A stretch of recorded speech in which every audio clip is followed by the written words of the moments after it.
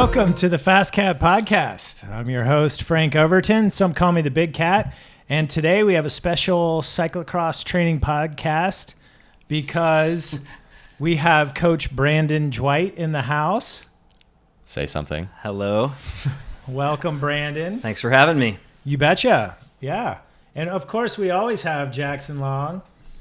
The one and only. Brand Stark. Brand Stark, yes. Actually, at Flag Week yesterday, someone came up to me like sitting after the ride and was like, "Has anyone ever told you look like that guy from Game of Thrones?" I'm like, "Yeah, all the time. I'm the king of the Six Kingdoms." Yeah, you're Stark. Oh, spoiler alert. Oh man, I'm only in season 7. I've never watched an episode. Oh, it's really good. Might be my secret training ride video, or just binge watching this be winter. Perfect for a winter base. Yeah. Yes.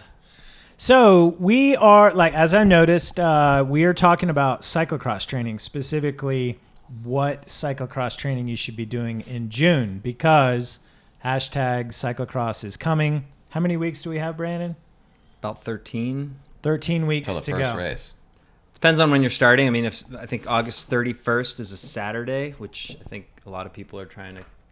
There's a lot of races that day, and I think that's the kickoff of most seasons, most series around the country. And 13 weeks, so folks. is that 13? Right around there, 12, Yeah. 13. So Crazy. yeah. So what you do right now will largely impact how well you do this fall. Yeah. And we're going to talk about that today. And we have Brandon as an expert to educate us. But check these out. I'll do my Oh, best. yeah. Everyone, couple of announcements first. We have #FTFP Hold on. Turn around there. t-shirts. There you go. You can get yours at the FasCat website, $24, and we'll ship them to you. That includes tax and shipping. And as a reminder, that's my 15-year-old summer job. So order up and put her to work. Also, one final announcement. It's Father's Day coming up, and we have a Father's Day sale going on. It just started this morning. Use the 25% discount code FathersDay19 to get a discount off any plan, not just cyclocross, road, mount, gravel, all the plans on our website. But we are going to talk about one of the cyclocross training plans that we recommend for the summer. And that's kind of the nature of our talk today is what you should be doing in June. And thus, I'll leave it to Brandon to get into that. But I'd like to introduce him first because Brandon's very humble. Brandon is the brand manager of Donnelly Bikes and Tires. He's also a 4-time Masters National Cyclocross champion. 4 times, folks. Man. And before that, he was pretty damn good in the professional ranks. Has raced over in Europe, has participated in what used to be called the Super Cup series. Originally the first major series that went around the country was called the Super Cup. Mm-hmm. That was a great back series. in the day. Yeah, and then it kind of morphed into the Crank Brothers Grand Prix, and now it's kind of a hodgepodge of UCI races around the country. But yeah, I've been doing it for a while. Got the gray hair to show it. Brandon is pioneered, at least here in Colorado, focusing on cyclocross exclusively. When I took up cyclocross, it was something you did as an afterthought to your road or mountain bike season.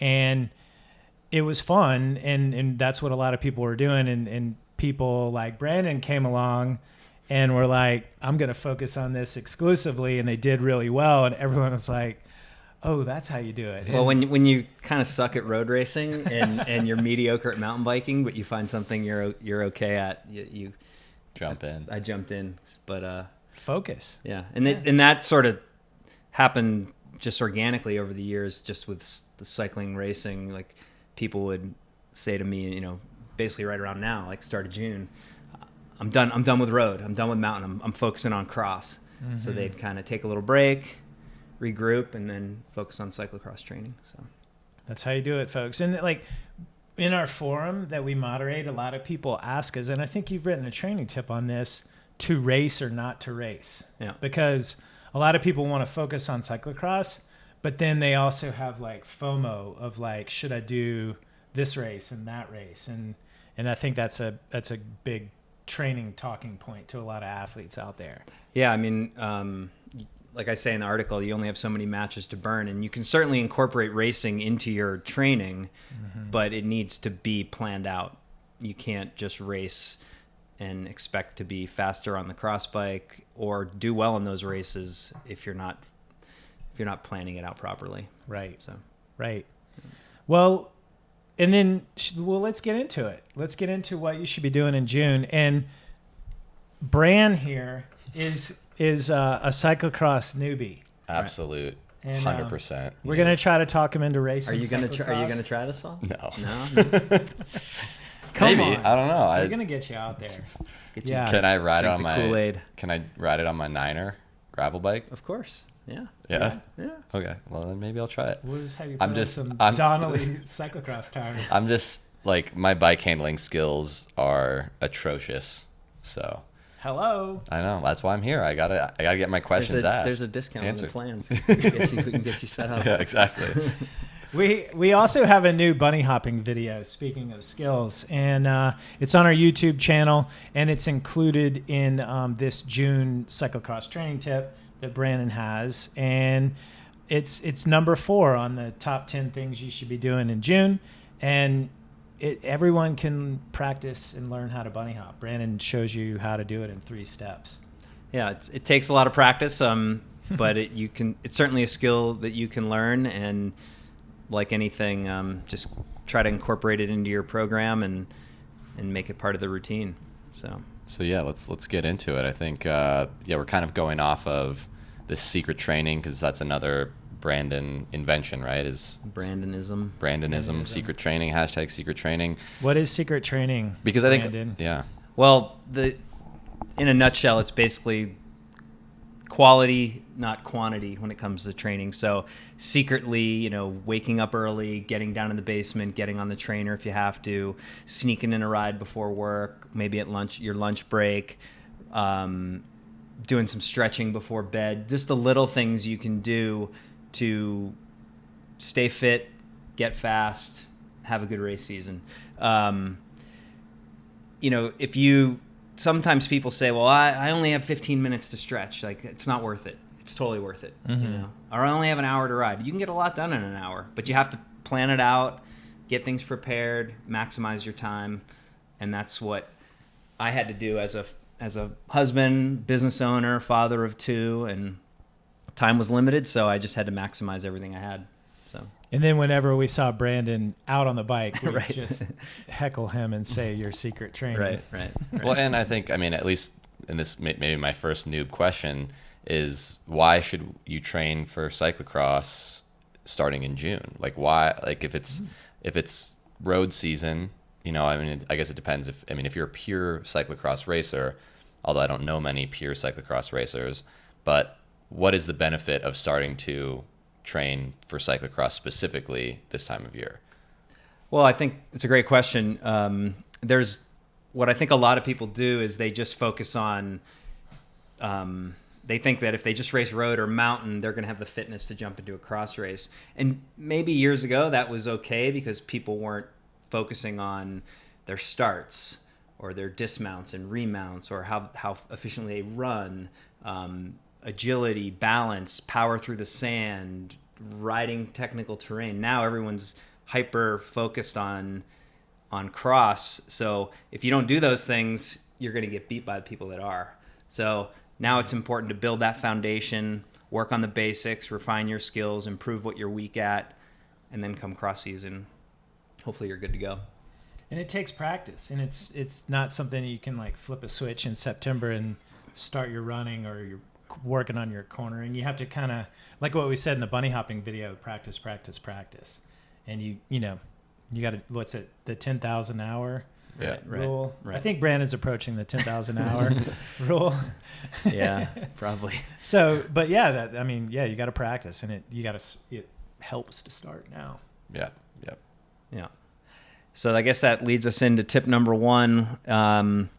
keep on keeping on. So basically it just means keep up with what you've been doing. If you're with us now, or you've been working with a coach, you're probably, doing some stretching, doing some core work, doing some strength training, working on some of the skills. And basically it's just to remind you, like, don't stop. It's kind of like, I use the analogy a lot, like one of the best free throw shooters in the NBA, even though he can nail 100 in a row every time, they keep practicing. Or taking ground balls, if you're a Major League Baseball player, like, yeah, you could do that all day long, but you got to keep working on the basics. You can never let go of that. Mm-hmm. And so what does that look like in terms of specific cyclocross? Like, 'cause that's not just training, like on the bike stuff. Are you talking like skills as well? Well, on the bike skills, like dismounting, remounting, shouldering your bike, carrying your bike. And those are things that you should be incorporating into your training now, as you get closer to the season, because soon you'll be doing on the bike. It's like you're already doing on the bike cyclocross training, but you're going to start doing like mock races where that stuff should just come natural to you. Like, you want to basically go into the season, and when you're like approaching a barrier, you're not thinking about, oh shit, here comes a barrier. I need to unclip, put my leg through, grab my top tube, shoulder. This should all just happen just subconsciously. Yeah. Second nature. Right. And speaking of your question, and just, speaking about it from we're talking about it, but putting that into a plan in our cyclocross summer plan. I think on Thursdays is where we have it. Most athletes do like a skills day. And that's when you're going to do like 15 dismounts and remounts in the park. That's when you're going to, make up a mock cyclocross course to work on your cornering and bring a barrier and do your bunny hops and all that stuff. But it begins now, and, it just practice, repetition. Yep. Batting, what do they call it? At bats in the batting cages. Yep. Got balls on the range. Get that batting average up. Putts on the green. Yeah. I don't golf. Neither do I. Okay. All right. Number 2, ramp it up. Basically, this means you're going to start doing some intervals. The intensity's going to go up. The duration of some of the rides might go down. More focus specific efforts, various lengths and intensities, and all focused on trying to get you fast for 45 minutes to an hour. Most non-pros are going to race 40 to 45 minutes. So that's a short amount of time. And within that 45 minutes, even though people say it's like an hour in hell or it's an hour of pain or whatever, there's a lot of recovery in there. And it's very similar to doing like an interval workout. You have a start, you hit the first bunch of corners, you're just coasting through, you're flowing through, navigating the terrain. There's no power output. Those are the times you should be taking some micro recoveries and then full gas again. And you just do that over and over again. And we need to get people to be able to do that for 45 minutes. So the intensity comes up now, and the duration starts to go down.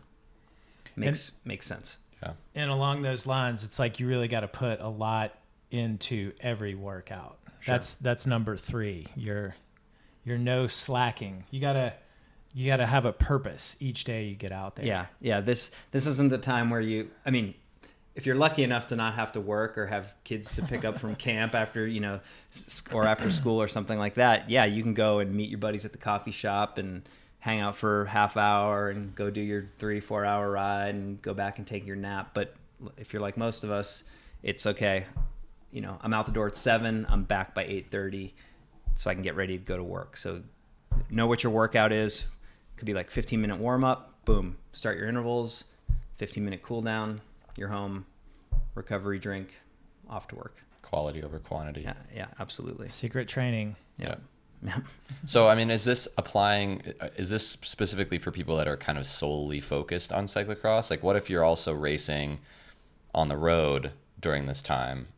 Can you also integrate some of this stuff into a road plan, or, doing some gravel stuff?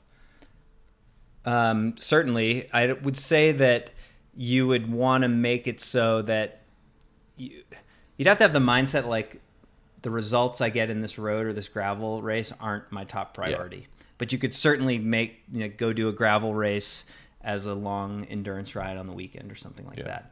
And if you were feeling spunky, you could, hit it hard up a few climbs or something like that, or jump into a local crit or whatever it might be. Okay.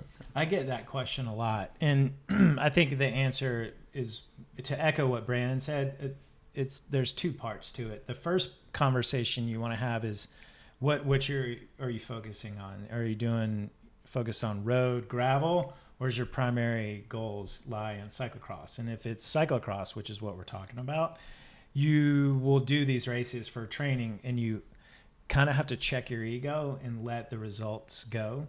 And just remember to keep your eyes on the prize for the fall, if you're going to use those races as effective preparation. Like doing a gravel race is going to be better than doing a 5-hour training ride on the weekend, but you just have to not put too much into the results of that gravel race, because you're not necessarily working on the skills or the specific or the kind endurance. Yeah, you're using that as training for the cross season. Yeah. Then the other part of that question is, and this is Brandon's tip, to race or not to race, for the athletes that don't want to check their ego or want to put effort into the race or set a goal. It's like, well, we're really just focusing on training right now. And this is to your point about the matches. You have so many matches to do per year. And it's like, well, if you want to be racing in December, maybe not do much racing in June and July to stay fresh, so you can race cross strong all fall. Yeah. Cool. Okay. Moving on. Number 4, the skills that pay the bills. So we kind of touched on this already, but it's practicing all those things you're going to need to excel at to have a good cyclocross season, or a good cyclocross race. Starts, cornering, dismounts, remounts, riding through sand, balance. I mean, you can find some fun stuff to play with in a local park. We have a park in our area here where there's a concrete divider between a garden and a grass area, and I'll sometimes go over there and try to balance on it and see how many how far I can go without dabbing or things like that. Mix it up with some dismounts, remounts, starts, and then of course the bunny hopping one that we have this great video on. And with bunny hopping, it's we're not, as we mentioned in the video, we're not trying to get you to be able to easily go over a UCI legal height barrier. It's really so that you can go over basically just a curb or a small log or some sort of little culvert in the course without slowing down, and do it with confidence and with ease. And it's a skill that you may never use it, but there's going to come a time when you're really going to need it, and it's going to help out quite a bit. So yeah, that's one of my biggest things, what freaks me out about cyclocross. It's I know that I could have the engine or the training, just from my background in cycling, and that I would maybe do okay, but that I would just be dead last because I would be awkwardly dismounting and just not crashing because I would try bunny hop something and just fall. So it's I think it's an interesting sport in that sense, that skills are such an important piece, and that you can't really just mimic that by just going out and riding like you do on the road. I mean, it's a great point, and it's one of the things I've always loved about cross, is that it's more than just who has the highest power output or VO2 max. It's you have to have have those things, but you also want to, what you lack in fitness, you can make up for it in skill, which always worked out really well for me.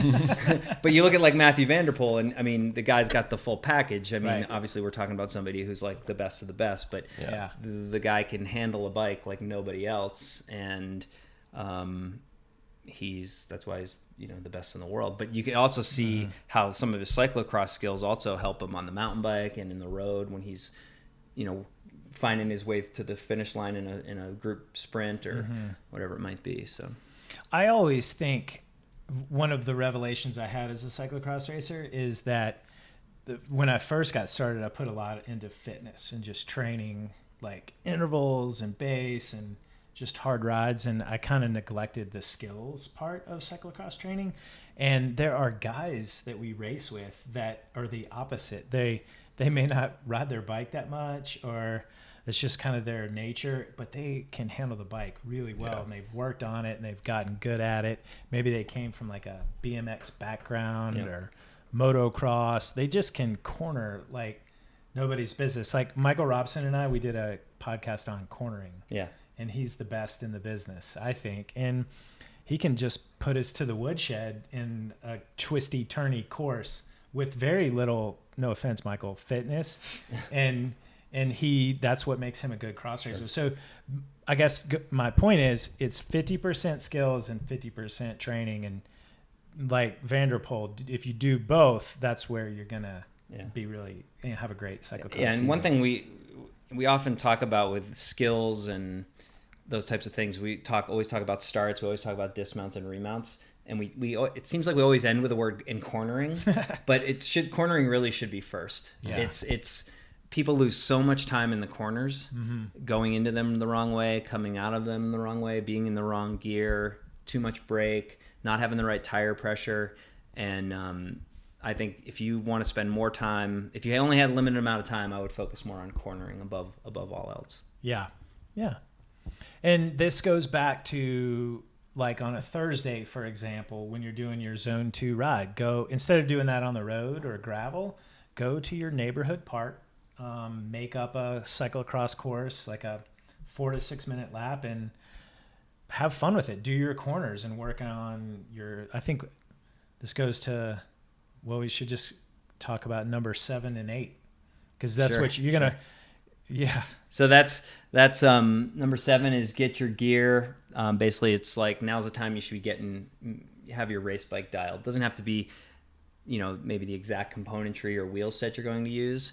But I'm a big fan of, you should be doing a lot of your training rides on the bike you're going to race on this fall. So maybe put the road bike away, get the power meter on the cross bike. If you have to get different gearing, do that. But we want that position, where your hoods are going to be, what handlebars you're going to use, saddle height, everything. Start doing your work on that bike now, so that when cross season comes around, you're not jumping on a bike that feels foreign. So, I was lucky over the years to have, 3 bikes. I had my training bike and then 2 race bikes, and they were identical. My training bike maybe didn't have all the fancy parts, but the fit was identical and the frame was identical. Wow. So that's something I highly recommend. Yeah. And so you go to the park at least once a week, and you're on your cross bike, and you're getting to familiarize yourself with how it corners. A new bike is going to corner different than your old bike, so you're getting used to that. And then this is a big one, is tire pressure. Yeah. So tire pressure is huge. I think a lot of people run too high of tire pressure just in general, and a lot of people don't train on their race wheels for obvious reasons. They don't want to damage them. Tubulars are expensive, but I think it's important. Like, you should go out and do these laps in the park on your race wheels with your race tires and play around with the different pressure. Like, one thing I try to tell people to do, and I would imagine that hardly anybody does this, but go to the park, bring your floor pump, bring your tire gauge, get your little mock lap going, okay, and do one lap let's just start at 30 pounds, super high. Drop it down to... Super high. Such a a roadie. Such a roadie, God.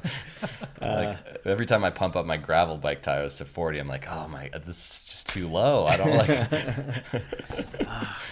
Youngster roadies. But we're also talking about tubulars now, where there's no tube to flat. And, but if you're going to race, if you're just using tubeless, you could do the same exercise doing tubeless as well. And each tubeless tire is going to perform differently, from brand to brand, because of volume and tire construction. So start off at 30, drop to 20, do a few laps at 30, kind of make a mental note how it feels, do 25, go down to 20, bump it back up, then you start playing around with the front and rear. So you've got, do 21 or let's say 22 in the front and 24 in the back. And you'll find like what feels good to you. It's like some people, like, you know, someone who weighs 190 pounds versus someone who weighs 120, things are going to feel different. And What are you looking for though? basically you want maximum traction without feeling that tire like fold over too much in the corners when you're really kind of driving it. Yeah. Whether it's on an off camber or into a sharp corner. So if you start to feel it getting a little too soft, too mushy, you can feel like it gives and it doesn't stay hooked up. It like rolls over, Yeah. and then you're like, whoa. Because that's when you like burp it or roll the tubie. Yeah, and you got to find where that is what Brandon is saying, and then maybe add back in some PSI. Right. Okay. Right. And that might work for this local park that you're doing your laps at, but it could be different for a race you go to. Like here in Colorado, I mean, we've got some dry, rocky mountain bike style courses, and then sometimes we get to do the grass races, and the tire pressures are going to totally vary. And I like to tell people to make notes of the tire pressures that they run during some training rides and races, so that they have it as a point of reference to go back and look at later. And so getting that dialed in the summer just prepares you that much more for So when you show up to a race, you can be like, all right, I'm just going to start off at 22, 24 because I know that's my sweet spot, and I'll do my pre-laps, my pre-ride at that pressure. And if I feel like I've been bottoming out a lot, I'll bump it up a little so I don't flat, or maybe if it's a softer day like mud or it's a lot of grass, you might lower it a little bit. And I say 22, 24. I mean, those are just random numbers I'm throwing out right now. So. A lot, as a newbie that switched over to tubulars, I think one of the revelations I had is by running lower pressure, it's going to feel way different on pavement or the sidewalk. It feels really good on like the dirt and the grass, but when you're on pavement, it's squishy, and when you sprint out of the saddle, the bike handles a little bit different, and it's really nice to get used to that. Yeah. I mean, just a couple points. I think that tubeless technology is going to continually improve, and I think that over time, I would say that less and less people are going to be using tubulars, and more people will be using tubeless. It's just only going to get better and better. Yeah. And then back to low pressure, I think Katie Compton won nationals last year with 11 psi. What? Front and rear. Yeah. That's blowing my mind. It was so muddy. Yeah. And thick, and there was. I guess that was a crazy course and year and stuff. And there was no risk really of flatting because there wasn't a lot of sharp rocks hidden in the mud or things like that. So they were able to run really low pressure, which gave her tons of traction when she needed it. Wow. But if you watch videos of her like kind of rolling to the start line, I mean, if she had just turned a little, it was like it was going to fold over, so you just kind of gradually roll up to the start line. Crazy. Yeah. I think her rule is you should go low enough in pressure so you're bottoming out the rim at least on one spot of the lap. Right. Yeah. So folks out there, go low in practice and find out how low you can go. Yeah, and another thing on that is we could talk all day about tires and pressure, but I know a lot of pros practice with their tubulars on, like because cornering on a clincher is going to feel different than a tubular. So if you're fortunate enough to be able to do that, you should definitely do it.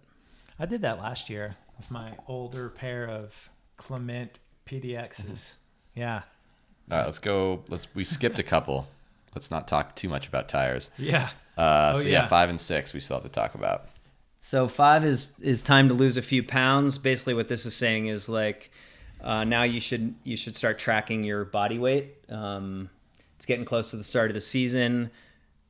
You want to lose weight. I mean, this is if you have to lose weight or you think you need to, or you're working with your coach to lose a few pounds. But you want to track it because you don't want to do like a flash crash diet type thing right before the season. It's just a recipe for disaster. So start trying to win in the kitchen, as Frank says. So eating good, clean foods, lots of fruits, vegetables, clean proteins, things like that. I'm a big fan of saying try to stay away from food that comes out of a can or a bag or Amen. a box. It's not always easy to do, but it's not that hard if you try. And it's about that consistency, you know? It's like why we start now, not a week before the season. Right. Or the night before. Shit. Or the night before, you know, something like, well, I'm not drinking a beer tonight. Yeah. You know, Right. It's well, good for it's a you. little too late there, buddy. Yeah. The crossers they joke about, you know, beer and bacon. Yeah. And it's fun and everything, but It just depends on what your priorities are, or your goals are. I mean, there's some people, and that's the beauty of cross, or what I always loved about cross is it was like the community and the culture, and it was the beer hand ups and the bacon hand ups, and that's still part of it. But if you're going for, you know, you've got some goals, then you might want to. Actually, if you win in the kitchen now, that could afford you a bacon hand up later in the summer, in the season. True. Yeah. It's not going to really do much in the grand scheme of things. That's right. Not yeah. at all. Not at all. So 6 is stretching. Stretching. We So kind of talked about that a little bit. yeah, stretching super important. We incorporate a lot of like the yoga glow stuff into the training programs. But really, if you don't have time to commit to something like that, one thing I talked about in one of my tips is just get yourself a fit ball. 15 minutes before bed, just hang over that thing backwards. Just stretch open your shoulders. I mean, we're sitting here today. We're all hunched over. Yeah. We're on the bike all day. If you were like me at one point, you were holding your baby. I mean, you're just like this, you know. Yeah. And you stand up and you're just like, Yeah. oh, what the hell just happened? Yeah, you're on the computer all right. day. And, So stretch out your hips, your shoulders. Just kind of hang over that ball. I mean, if that was all you had time for, that would be great. Yeah. That would be great.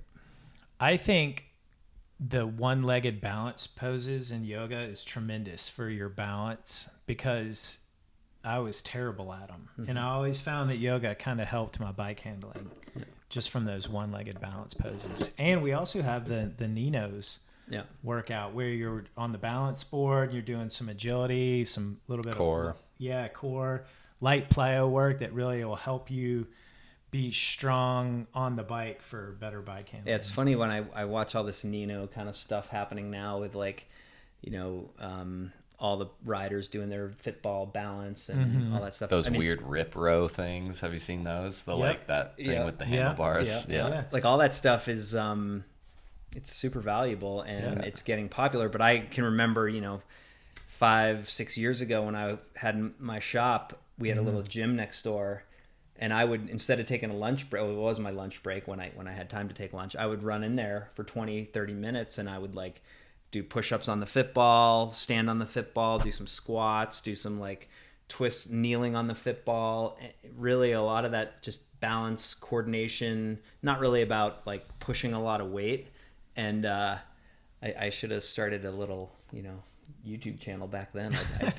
I'd be internet Blowing famous. up. Your Instagram feed. Yeah. I mean, I think it seems like core would be super important for cross because it's so dynamic, you know, and it's also just like all about efficiency, right? So it's like if you can keep a stable core as you're mounting, dismounting, cornering, you know, applying power down, that could be a really solid secret training aspect, you know, and something that a lot of times, a lot of cyclists tend to neglect across the board just because it's not riding your bike, you know. Well, we have a tip for that. Well, I don't know if it's on here, but it's basically one we had before on doing planks. Oh yeah. And I used to preach to myself and to other people, like when you finish your ride, just get inside, do it in the garage, just bust out a plank, you know, hold it for as long as you can. And we have a kind of a pattern where you know, start for a minute, next week add 15 seconds, kind of build up from there. It's funny, it seems really simple when we say it here, like, oh, just give yourself 2 minutes after a ride to do it, but people don't do it, you know. They're kind of rushing off to get to their next whatever it is they have to get to, but it's only 2 minutes or it's only 3 minutes, it's only 4, you can do it, you know. And just while your Wahoo is uploading to Strava. Right. I started athletes on Brandon's 5-minute plank video or training tip, and they got up there no problem, but it was the deliberate practice beginning like in April, May, and June. Yeah. I 15 think, seconds a week. and I think some people should just put it on their training peaks, you know, and have it there, because if it's there, it looks like, you know, It looks like something you have to do. Got to make it turn green. Right. Yeah. Right. Make it turn green. Right. All right, number 9. Number 9.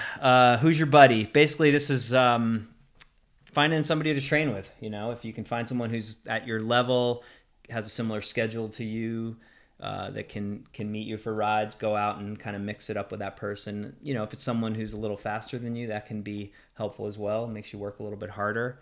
But it's just accountability, you know, getting someone out there to do it with you. Especially as we get, I mean, this is more for later in the season, but as it gets colder and, Oh yeah. you know, it's good to have someone. It's good to know you've got someone waiting for you to meet you. It'll get you out the door to go train. Yeah, when it's November and it's chilly and you have to put on your warm clothes, it helps to meet a friend out there. Yeah. And it'd probably be good to, you know, you can create little courses and do little mock races and practice like riding close to each other around corners and stuff like that. Oh, absolutely. Absolutely. Yeah, following a faster rider that's better than you at technical skills and trying to keep up with them. Yeah. Absolutely. Yeah. So we wrapped it up with number 10, which is pick one. So sometimes, you know, you see these long lists of 10 tips and you're just like, oh crap, Overwhelmed. I can't do that. I can't, you know, forget it. Well, just pick one, you know, just pick one, maybe one per week, pick a couple, give yourself something that's achievable and doable and just check it off the list. And don't stress too much about it. You know, really what this is, it's just making smart choices, you know, doing little things, doing what you think is, doing what's important and just skip the fluff. So. Yeah. And probably just that you'd probably agree that, you know, the consistency is the focus here. You know, it's just about maintaining that and not just like do it really acutely for a couple days and then let it go. So it's like, it's, you know, it's increasing it over time slowly, just like with weight loss or training in general. Quality over quantity over time. Anything. I mean, you just have to keep practicing. You want to learn to play the piano. Well, it's not going to happen in a couple days. Yeah. Right.